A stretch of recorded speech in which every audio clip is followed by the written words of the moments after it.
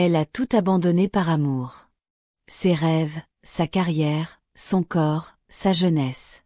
Elle l'a soutenu quand il n'avait rien, a monté une entreprise avec lui de toutes pièces, lui a donné des enfants, l'a soutenu quand la vie a tenté de le détruire, et juste au moment où elle avait le plus besoin de lui, il s'est éloigné. Elle l'a laissé brisé, abandonné, en fauteuil roulant, avec 2 filles et le cœur brisé. Voici l'histoire d'une femme qui a été rejetée comme si elle n'avait aucune importance.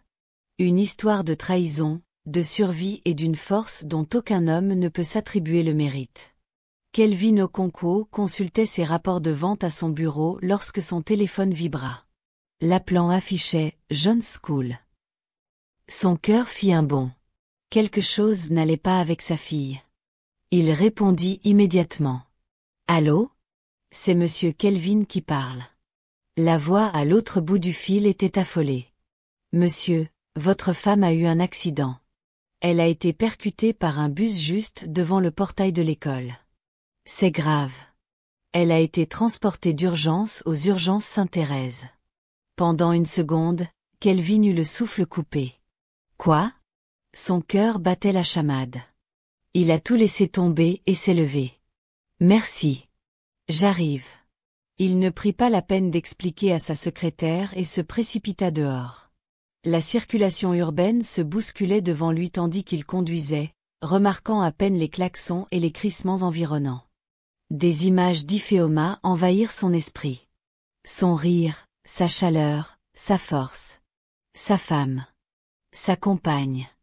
La mère de ses 2 belles filles. « S'il vous plaît, faites qu'elle aille bien, » murmura-t-il. Kelvin fit irruption dans le couloir de l'hôpital, les yeux exorbités par la peur, et demanda sa femme. « Elle a été amenée il y a moins d'1 heure, » a dit l'infirmière. « Les médecins sont encore en train de la soigner. Veuillez patienter ici. » Il s'affala sur une chaise en plastique froide, les mains tremblantes. Sa fille Janet, 9 ans, accourut du couloir, les yeux rouges de larmes, serrant fermement sa sœur Joanne, 7 ans, contre elle. Kelvin les prit toutes 2 dans ses bras, le cœur serré par leurs cris. Il appela sa sœur et lui demanda de venir chercher les filles, ce qu'elle fit. Après ce qui lui sembla des heures, le chirurgien entra dans la salle d'attente, l'air lourd. « Monsieur Kelvin ?» Kelvin se leva aussitôt. « Oui, c'est moi. Comment va ma femme ? S'il vous plaît, dites-moi qu'elle est en vie. » Le médecin soupira. « Elle l'est, mais c'est grave, » a dit le médecin. Sa colonne vertébrale a subi un choc violent et ses 2 jambes ont subi de multiples fractures. Nous l'avons stabilisée. Elle devra subir des interventions orthopédiques. Nous devrons ensuite effectuer des examens complémentaires et commencer une thérapie intensive dès que possible. Le chemin vers la guérison sera long, tant physiquement qu'émotionnellement, pour vous tous. Il déglutit difficilement et hocha lentement la tête. « Puis-je la voir ? » Elle était sous sédatif, mais oui, juste un instant. Dans la salle, Iphéoma ne ressemblait plus du tout à la femme qu'il avait embrassée le matin même. Son visage était pâle, ses bras gisaient mollement le long d'elle, et les machines bipaient doucement autour d'elle. Quelqu'un s'assit à son chevet et lui prit la main. « Je suis là, Iphéoma » murmura-t-il d'une voix brisée. « Tout ira bien. On va s'en sortir. » Iphéoma a subi 3 interventions chirurgicales différentes. Kelvin l'accompagna tout au long du trajet, la réconfortant, la nourrissant et répondant à ses questions. Il ne fit une pause que pour raccompagner les filles chez elles, prendre un bref aperçu de la compagnie, puis revint avant la tombée de la nuit. Après quelques mois, elle sortit de l'hôpital, mais confinée à un fauteuil roulant, et un thérapeute lui rendit visite à domicile 1 fois par semaine. Pendant les premières semaines, Kelvin était son pilier.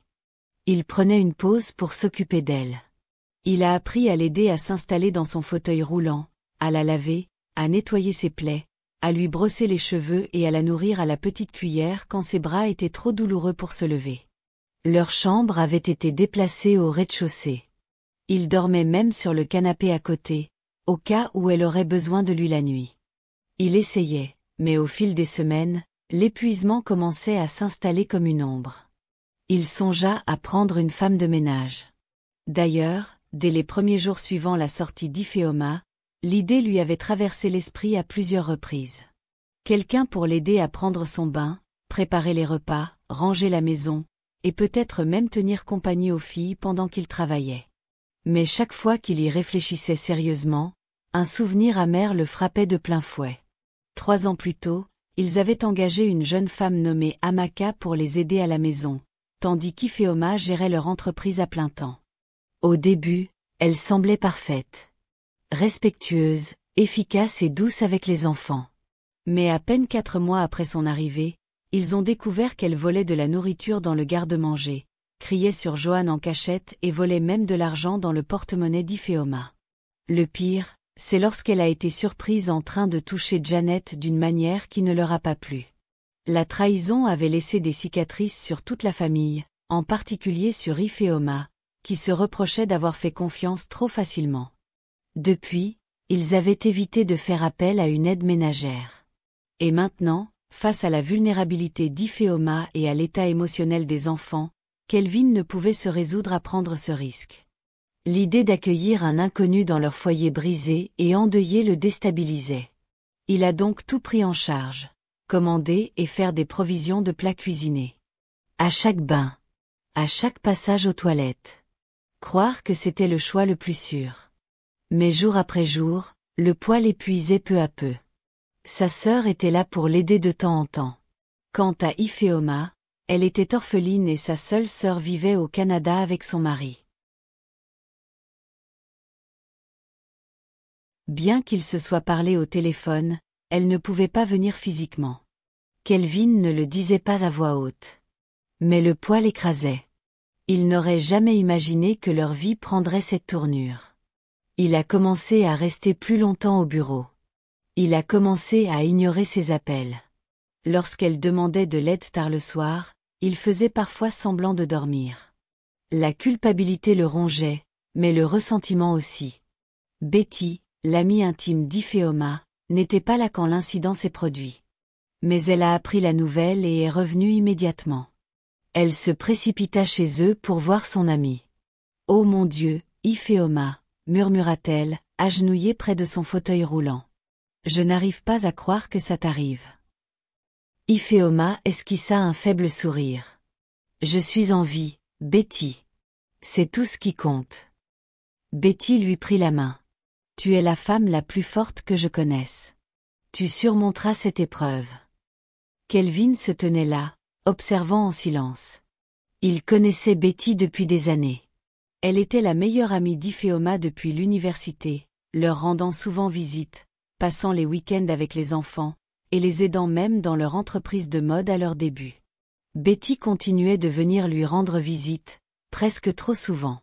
Elle passait le soir après le travail, apportant des repas chauds et des fruits frais, parfois avec des petits cadeaux pour les enfants. Le week-end, elle aidait à donner le bain à Iphéoma ou à ranger sa chambre. Au début, Kelvin était reconnaissant. Sa présence lui offrait des moments de répit, de repos, de rupture avec la routine étouffante des soins constants. Mais à mesure que les visites se faisaient plus fréquentes, il commença à remarquer des choses qu'il n'avait pas remarquées auparavant. La façon dont Betty le regardait quand elle pensait que personne ne la regardait. La façon dont sa main s'attardait parfois sur la sienne lorsqu'elle lui passait un bol. Son sourire, doux et engageant. Un samedi après-midi, il entra dans la cuisine et trouva Betty en train de laver des assiettes en fredonnant doucement. Les enfants étaient à l'étage et Iphéoma dormait dans le salon. « Tu n'es vraiment pas obligé de faire tout ça, » dit Kelvin. Elle jeta un coup d'œil par-dessus son épaule et sourit. « J'en ai envie. Je ne peux pas rester à la maison en sachant que ma meilleure amie souffre et que son mari se casse le dos pour maintenir la famille unie. » Il se frotta la nuque, se sentant soudain perçu. « Ça n'a pas été facile, » admit-il. « Je ne sais même plus qui je suis. » Tout changea. Betty s'essuya les mains et s'appuya contre le comptoir, la voix plus douce. « Tu as fait tellement, qu'elle, plus que la plupart des hommes. Tu l'as soutenue, elle et les filles. Tu devrais être fière. » Son regard se fixa sur le sien. Il y eut un silence entre eux. Lourd, chargé, dangereux. Kelvin détourna le regard le premier. Merci. Au fil des semaines, l'épuisement grandissait. La physiothérapie d'Iphéoma ne donnait pas grand-chose. La plupart du temps, elle parlait à peine. Il rentrait à la maison, s'enfonçait dans le silence, le besoin, le chagrin. Les nuits devenaient plus dures. Elle pleurait parfois, pensant qu'il dormait. D'autres nuits, elle lui demandait s'il l'aimait encore. Il répondait toujours oui, mais les mots lui pesaient lourd. Un soir, après avoir couché les filles, il trouva Betty assise seule sur la balancelle du porche. Elle disait vouloir passer tout le week-end avec son amie. L'air était frais, la lune était basse au-dessus d'elle. Une dure journée ? Demanda-t-elle tandis qu'il la rejoignait. Il ne répondit pas immédiatement. Il se contenta de fixer la rue devant lui. Je ne sais plus qui je suis, dit-il finalement. Je ne suis ni un mari, ni un père, ni un homme d'affaires, juste un soignant. Betty tendit la main et la posa doucement sur la sienne. Tu es humain, qu'elle. Tu as le droit d'être fatigué. Il ne s'écarta pas. Cette nuit-là, il dormit dans la chambre d'amis, sans donner de raison à Iphéoma. À partir de ce moment, tout changea.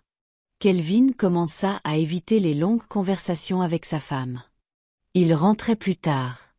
Il trouvait des excuses pour sortir quand Betty était là. Parfois, il s'attardait un peu plus longtemps lorsqu'ils étaient seuls dans la cuisine ou dehors.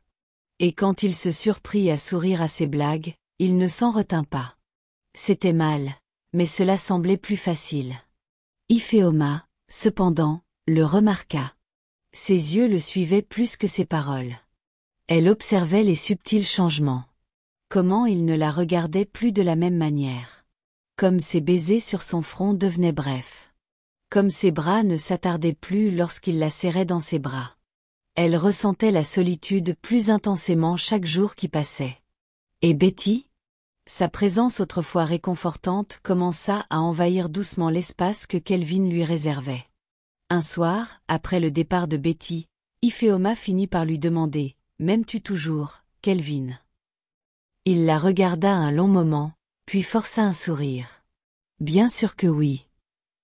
Mais même elle percevait le mensonge dans sa voix.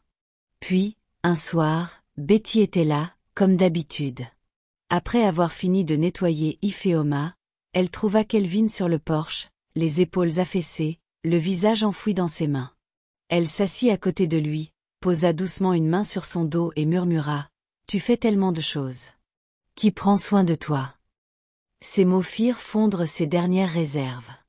Il fondit en larmes et Betty le consola. À partir de cette nuit-là, leurs conversations s'intensifièrent. Leurs caresses persistèrent. Elle commença à lui envoyer des textos tard le soir, lui disant qu'elle pensait à toi. Un soir, alors qu'Iphéoma faisait la sieste, Betty se pencha pour l'embrasser sur la joue. Kelvin ne s'écarta pas. Ce qui avait commencé comme un réconfort se transforma peu à peu en regard secret, en murmure, puis en nuit passionnée volée. Ils commencèrent à se fréquenter en secret, tandis que Kelvin se faisait toujours passer pour un mari aimant et Betty pour une amie bienveillante. 3 mois plus tard, Kelvin se tenait devant la fenêtre du bureau de son entreprise, K&D Fashion, une marque créée de toutes pièces par lui et sa femme. Ils dirigeaient tous deux l'entreprise jusqu'à ce malheureux incident. Il était perdu dans ses pensées. Les derniers mois avaient été les plus difficiles de sa vie. Sur son bureau se trouvaient des documents qu'il n'avait pas touchés depuis des heures. Son esprit était ailleurs. Il fixait d'un air absent le nom gravé sur le mur du bureau, K&E Fashion Empire. Ce n'était pas seulement un nom. C'était la preuve des sacrifices qu'ils avaient tous deux consentis. Iphéoma avait abandonné une brillante carrière bancaire juste après leur mariage. Elle avait cru si intensément en ses rêves qu'elle avait investi ses économies, son temps et son intelligence dans la construction de ce qui se dresse aujourd'hui. Elle avait été sa partenaire dans tous les sens du terme. Mais maintenant, des années plus tard, il était assis au cœur de cet empire et ne ressentait qu'une envie irrésistible de fuir. Chaque soir, il rentrait dans une maison qui ne lui ressemblait plus. Iphéoma était toujours au même endroit, près de la fenêtre, dans son fauteuil roulant, le regard perdu comme si le monde s'était arrêté. Elle parlait à peine, sauf pour demander de l'aide. Et la culpabilité qu'il ressentait autrefois de l'avoir abandonnée émotionnellement avait peu à peu fait place au ressentiment. Il ne la voyait plus comme la femme dynamique et intelligente qu'il avait épousée, mais comme l'ombre de ce qu'elle avait été. Et puis il y avait Betty, la femme du moment. Betty comblait un vide qu'il n'avait pas réalisé être devenu si vide. Elle était passionnante, vivante. Elle lui donnait le sentiment d'être vue. C'était mal. Au fond, il le savait. Mais cela lui semblait aussi facile. Il n'y pouvait rien. Il réalisa qu'il ne pouvait plus soutenir Ifeoma, malade ou en bonne santé, comme il l'avait promis le jour de leur mariage. Il décida de mettre l'entreprise en vente et de s'enfuir avec Betty, son nouvel amour. Une semaine plus tard, Kelvin prépara une simple valise et partit tôt le matin, avant que les filles ne soient réveillées.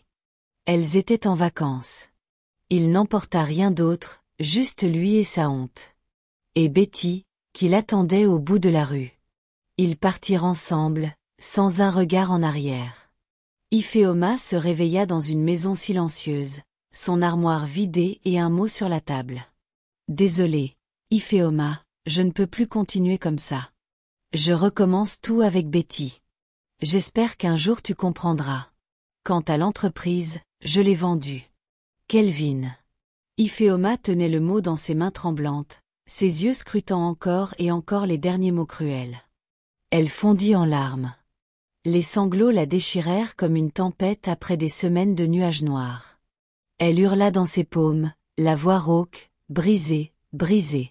Le mot, maintenant froissé et humide, glissa au sol tandis qu'elle se balançait d'avant en arrière dans son fauteuil roulant, suffoquant à chaque inspiration. « Je lui ai tout donné », cria-t-elle à haute voix dans la pièce vide. « Ma carrière, mon corps, ma vie. J'étais une bonne épouse. Je l'ai soutenu quand il n'avait rien. J'ai bâti cette entreprise avec lui. Je lui ai donné 2 belles filles. Je lui ai donné tout mon cœur. Et c'est ainsi qu'il me le rend. » Janet et Joanne, maintenant réveillées, étaient assises dans l'escalier, pleurant en silence. Elles ne comprenaient pas chaque mot, mais elles comprenaient la douleur. Et elles détestaient voir leur mère dans cet état. Plus tard dans la nuit, alors que les filles s'étaient endormies à côté d'elle dans le salon, Ifeoma réussit à attraper son téléphone et à composer le numéro de la seule personne à laquelle elle pensait, sa sœur aînée et unique sœur, Chioma, qui vivait au Canada.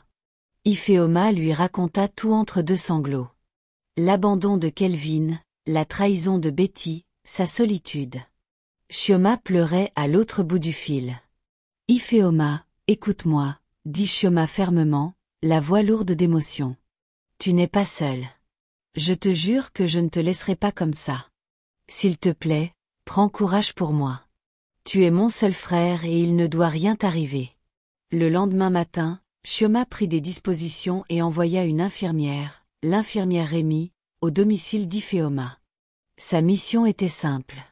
Elle surveillait les constantes vitales d'Ifeoma, lui administrait ses médicaments et l'aidait dans ses tâches quotidiennes. Chioma avait également embauché Madame Dorca, une traiteur à la retraite qui travaillait désormais comme cuisinière à domicile. Elle venait tous les jours préparer des repas chauds et faire le ménage. Elle a même aidé la fille à tresser ses cheveux et à surmonter leur tristesse. Janet et Joanne étaient encore en vacances scolaires, ce qui leur permettait de rester près de leur mère, même si son silence obsédant les laissait souvent sans voix. Mais malgré son aide, Ifeoma sombrait. Elle ne souriait plus, parlait à peine et refusait souvent de manger. Son regard restait terne, son corps affaibli. La lumière qui faisait d'elle ce qu'elle était autrefois s'était presque éteinte. Un après-midi, environ 8 mois après le départ de Kelvin, l'infirmière Rémi prenait sa tension. Ifeoma pencha la tête en arrière et murmura. « Peut-être aurait-il mieux valu que je ne survive pas à cet accident. » L'infirmière Rémi se figea, baissant le stéthoscope. « S'il vous plaît, ne dites pas ça, madame. » Ifeoma cligna lentement des yeux. « Il ne me reste plus rien pour quoi vivre. » Puis, sans prévenir, ses yeux se révulsèrent et son corps se relâcha. « Madame ? Madame Ifeoma ?» cria Rémi, la rattrapant avant qu'elle ne tombe de son fauteuil roulant. Sa peau était devenue pâle, son pouls dangereusement faible. Rémi a réagi rapidement. Elle a appelé l'ambulance et l'a emmenée d'urgence à l'hôpital. À l'hôpital, les médecins ont confirmé qu'elle s'était effondrée à cause de l'épuisement physique, d'une déshydratation sévère et d'une dépression clinique. Ils l'ont stabilisée, lui ont administré des perfusions et ont procédé à un bilan complet. Tandis qu'Ifeoma gisait inconsciente, Rémi est resté à proximité, faisant les 100 pas et priant à voix basse. Les filles ont été confiées aux soins de Madame Dorca. Le lendemain, Ifeoma cligna lentement des yeux et les ouvrit. Elle réalisa qu'elle était allongée dans un lit d'hôpital. Les machines à côté d'elle bipèrent doucement, et une poche transparente pour perfusion était suspendue au-dessus de sa tête, lui insufflant la vie. L'infirmière Rémi était assise à côté d'elle, les yeux fixés sur elle, le soulagement inondant son visage. « Dieu merci, tu es réveillée », dit-elle avec un soupir de soulagement. Mais Ifeoma l'entendit à peine. Alors que les souvenirs lui revenaient, sa douleur aussi. Des larmes lui montèrent aux yeux, puis se déversèrent. Sa poitrine se souleva de sanglots qu'elle ne put retenir plus longtemps. « Je ne devrais pas être là », s'écria-t-elle soudain en serrant la couverture sur ses jambes. « Tu aurais dû me laisser mourir. »« Je n'ai plus rien, gémit Ifeoma, la voix plus forte. « Il m'a abandonnée, il m'a laissé pourrir, après tout ce que j'ai fait pour lui. » Ces cris résonnèrent dans toute la salle. La patiente à côté d'elle, une femme âgée en convalescence après une opération de la hanche, s'agita légèrement derrière le rideau de séparation. Elle était accompagnée d'un ami de la famille venu lui rendre visite. Il s'appelait Grégory Nwosu, un homme de 55 ans. Le cri d'Ifeoma attira son attention. Il marqua une pause. Puis il entendit ces paroles. « Je lui ai tout donné, ma jeunesse, mes rêves, toute ma vie, et il est parti comme si j'étais un déchet. » Quelque chose lui serrait le cœur. Sa douleur était vive, sans filtre, trop réelle pour être ignorée. Emporté par la compassion, il ouvrit le rideau et s'approcha de son lit. Elle pleurait encore doucement. Grégory ne parla pas tout de suite. Il la fixa simplement du regard. Quelque chose dans sa douleur reflétait la sienne, 6 ans plus tôt. « Puis-je » demanda-t-il doucement en désignant le siège vide à côté d'elle. Ifeoma se retourna légèrement, surprise par cette voix grave et inconnue. Il était bien habillé. Il n'attendit pas sa réponse pour s'asseoir. « Je n'ai pas pu m'empêcher de t'entendre, » dit doucement Grégory en s'asseyant sur la chaise. « Je suis désolé. Je ne voulais pas déranger. » Ifeoma n'a pas répondu. Elle le fixa d'un regard las et fatigué. « Je ne suis pas là pour prétendre connaître ta douleur, » dit-il. « Mais je sais ce que signifie tout perdre et je souhaite que le monde s'arrête de tourner. J'ai perdu ma femme il y a 6 ans, » a-t-il poursuivi, la voix lourde de souvenirs. C'était un cancer. Quand nous l'avons découvert, il ne lui restait que quelques mois. Je l'ai vue dépérir, jour après jour. Et quand elle est partie, j'ai cessé de vivre aussi. Pendant un moment, j'ai supplié Dieu de ne pas me réveiller. Ifeoma cligna des yeux, de nouvelles larmes s'échappant de ses cils. Grégory se pencha un peu plus. Mais quelqu'un vint me chercher. Une inconnue qui ne me devait rien, s'est assise à mes côtés et m'a aidé à respirer. « Pourquoi me dis-tu ça » a-t-elle croassé. « Parce qu'il est peut-être temps que je fasse la même chose pour quelqu'un d'autre. » Elle le fixa du regard. « Je ne suis pas ici par pitié, » dit-il. « Tu ne me connais pas et tu ne me dois rien. Mais si tu me le permets, j'aimerais t'aider autant que je peux. » Elle laissa échapper un soupir tremblant. « Tu ne sais même pas ce qu'il m'a fait. Tu pourras me le dire quand tu seras prêt. » Pour la première fois depuis des semaines, les murs d'Ifeoma se sont fissurés. Non pas de douleur, mais de soumission. Elle hocha légèrement la tête et murmura « Ok ». Ce soir-là, Grégory organisa son transfert dans une aile privée de l'hôpital, à ses frais. Il engagea un thérapeute pour commencer des séances en douceur. Madame Dorca emmena les filles rendre visite à leur mère à l'hôpital. Ifeoma commença peu à peu à croire que, peut-être, l'espoir ne l'avait finalement pas abandonnée. Un jour après son emportement à l'hôpital, Iphéoma se réveilla et trouva monsieur Grégory assis à son chevet. Vêtu de son cafetan simple et emblématique, calme comme toujours, avec cette présence chaleureuse et constante qui la faisait se sentir étrangement en sécurité. Elle tourna lentement la tête. « Tu es de retour. » Il sourit doucement. Je lui répondis que oui. Il y eut un silence. Puis elle posa la question qui la trottait dans la tête. « Qui es-tu et pourquoi m'aides-tu » Il s'éclaircit la gorge d'un air pensif. « Je m'appelle Grégory Obina Noisu. Je suis le fondateur et président de Noisu Holdings International. Oui, je vis tranquillement. » Il lui a ensuite dit qu'il avait 2 fils scolarisés au Canada.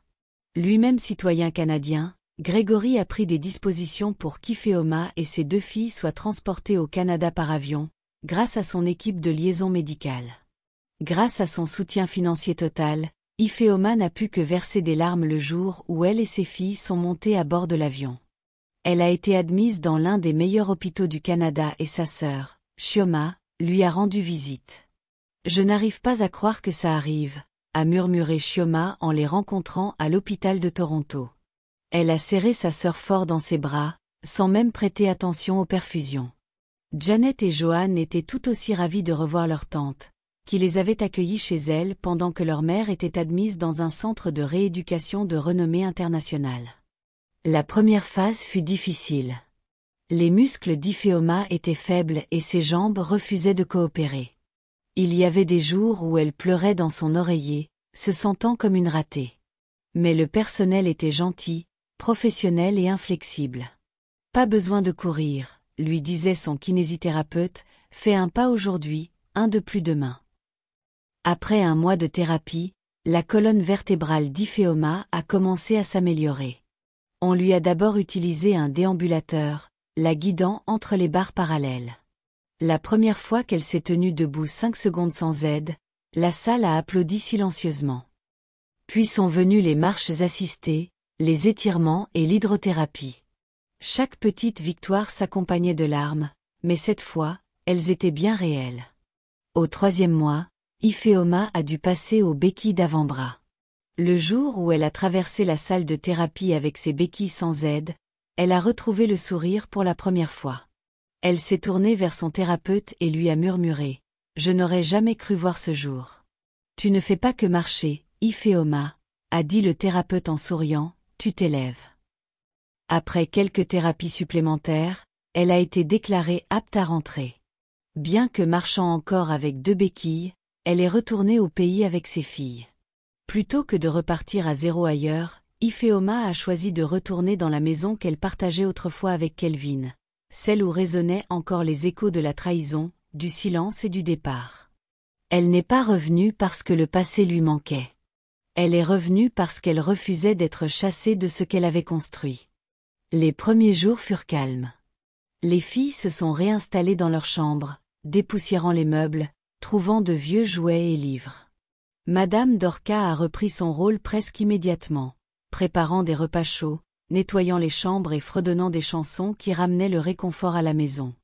Puis les filles ont été inscrites à nouveau à l'école. Les voir arriver le premier jour a fait fondre Iphéoma en larmes. Il reprenait enfin, 2 ans après le départ de Kelvin.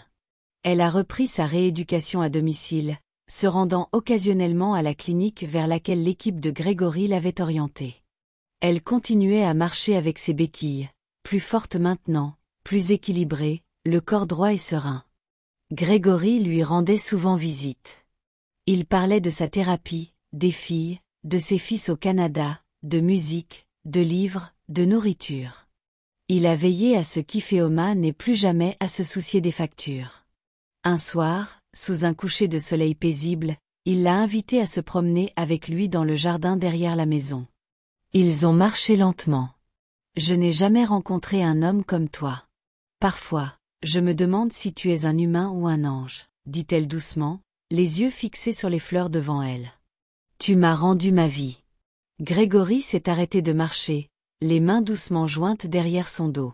« Je ne me l'ai pas rendue. Tu t'es battu pour ça. Je suis restée à tes côtés. » Elle se tourna alors vers lui, surprise de voir ses yeux briller soudainement. « Moi, Foma, dit-il lentement. Je t'ai vu renaître des cendres de la trahison, de la douleur et de la perte avec une grâce que je n'avais jamais vue. Et même si je n'avais jamais prévu cela, je me surprends à vouloir parcourir le reste de mon chemin avec toi.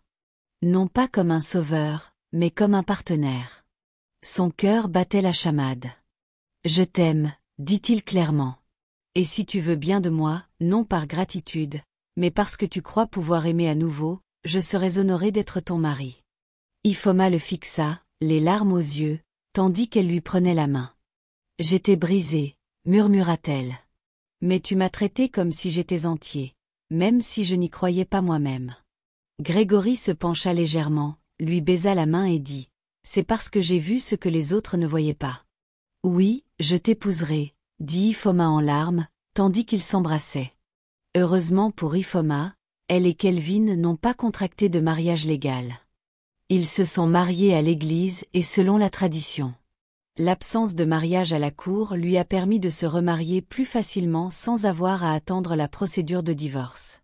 3 mois plus tard, ils célébraient un mariage très calme, avec seulement la famille proche et quelques amis proches, sans foule, sans paparazzi, sans faste. Que de l'amour et de la paix dans l'air. Chioma était arrivé du Canada. Les fils de Grégory, Obina et Emeka, sont également arrivés, chaleureux et respectueux, accueillant à bras ouverts le choix de leur père. Après le mariage, Ifoma et ses filles ont emménagé dans la luxueuse propriété de Grégory à Nikwa. Ce n'était pas seulement une maison, c'était un monde. Sol en marbre, vaste jardin, bibliothèque et ascenseur privé. Ifoma a vendu son ancienne maison et les bénéfices ont été versés sur un compte en fiducie pour Janet et Johan. Grégory a inscrit son nom à une fondation pour les femmes abandonnées, proposant de financer son rêve d'aider les femmes comme elle.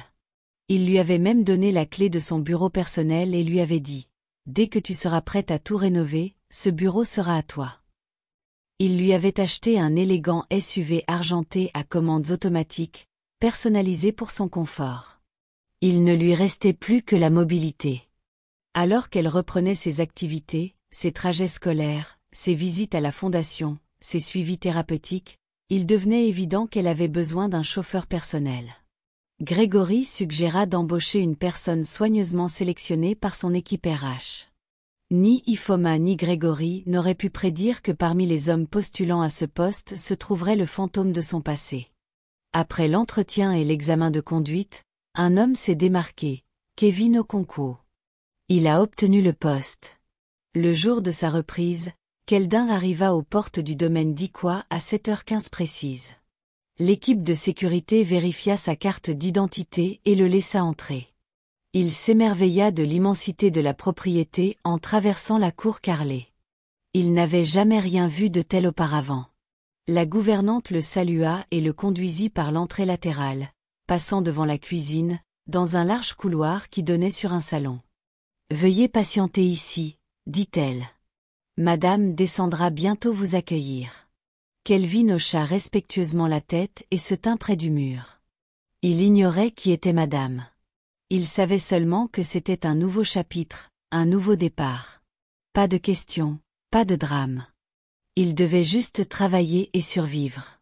Quelques instants plus tard, Ifoma se dirigea vers le salon, lentement mais sûrement, ses béquilles claquant doucement sur le sol en marbre. Elle ignorait que l'homme qui l'attendait en bas allait bouleverser son passé. En entrant dans le salon, son cœur s'arrêta. Devant elle se tenait l'homme qu'elle n'avait pas vu depuis près de 3 ans. Le même visage, plus âgé, légèrement plus mince, toujours reconnaissable. Kelvin, son ex-mari, le père de ses enfants, l'homme qui l'avait abandonné au plus bas. Il se retourna au bruit de ses pas et reçut le plus grand choc de sa vie. Son visage perdit toute couleur, sa bouche s'entr'ouvrit légèrement, sa casquette lui glissa des doigts et tomba par terre. Ils restèrent ainsi quelques secondes, sans bouger, sans respirer. Puis Ifoma redressa les épaules, fit un pas en avant avec sa béquille et dit d'une voix calme et impassible « Tu dois être le nouveau chauffeur. » Les lèvres de Kelvin tremblèrent. Je ne savais pas. Il n'arrivait pas à terminer sa déclaration. Ifoma se retourna. « Viens, je vais te montrer la voiture. » Kelvin la suivit dans un silence stupéfait, ses pas lents et hésitants. Lorsqu'ils atteignirent l'élégant SUV argenté garé sous l'abri ombragé, Ifoma le désigna brièvement du doigt. C'est la voiture dont tu seras responsable. Elle doit rester propre, faire le plein et ne quitter ce parking que lorsque je le lui demanderai. Il hocha légèrement la tête, les yeux rivés au sol, incapable de soutenir son regard. Un instant, le silence régna. Puis, sans un mot, Kelvin se retourna et se dirigea d'un pas rapide vers le portail. Il n'attendit pas la permission. Il avait trop honte de lui-même et ne pouvait se résoudre à travailler pour la femme qu'il avait abandonnée. Celle qui avait tout donné pour lui. Ifoma resta immobile, le regardant sans un mot. Et tandis qu'il disparaissait derrière le portail, elle se demanda en silence. Qu'avait-il bien pu lui arriver en seulement 3 ans, pour le faire tomber si bas? Au point de postuler pour un emploi de chauffeur chez un autre homme? Elle se retourna, ses béquilles claquant doucement sur le trottoir, et retourna à l'intérieur. Femmes idiomatiques, sur le chemin de l'amour, du mariage et de la famille, n'oubliez jamais ceci. En construisant avec votre mari, n'oubliez pas de vous construire vous-même. L'amour est beau, le partenariat est puissant, mais l'investissement personnel l'est tout autant. Construisez vos rêves, développez votre esprit, assurez-vous de votre propre chemin, même en soutenant celui des autres. Parce que la vie est imprévisible, et quand la tempête arrive, ce n'est pas ce que vous avez donné qui vous sauvera, mais ce à quoi vous vous êtes accroché. À toutes les femmes qui nous écoutent, choisissez l'amour, mais ne vous perdez jamais. Si vous avez aimé cette histoire, n'hésitez pas à aimer, à commenter et à partager. Abonnez-vous et restez à l'écoute pour découvrir d'autres histoires inspirantes.